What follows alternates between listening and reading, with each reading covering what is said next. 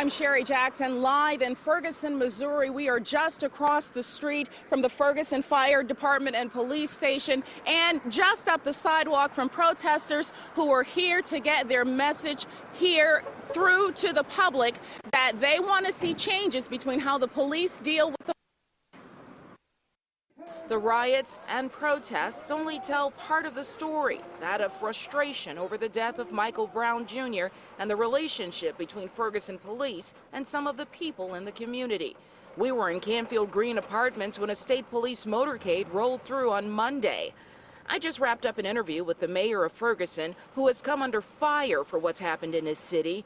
Mayor James Knowles says what people across the country and in Birmingham see is only part of the story of Ferguson. How do you pull this community together after the tragedy? How do you triumph over this? Well, we've always had a lot of community events that have always been very diverse. We see a lot of people from all walks of life, whether they be racial differences or socioeconomic differences, interacting and mingling together. So we'll continue to work on those and build those. But on a monthly basis, not just when we have festivals, working to get into the neighborhoods and having the neighborhood associations.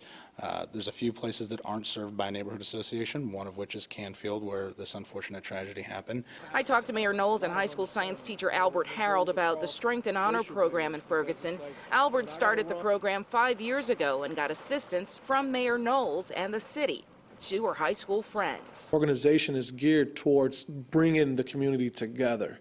And letting all the parties know that we're all in this together. The program is to help build character and bridge relationships in the community.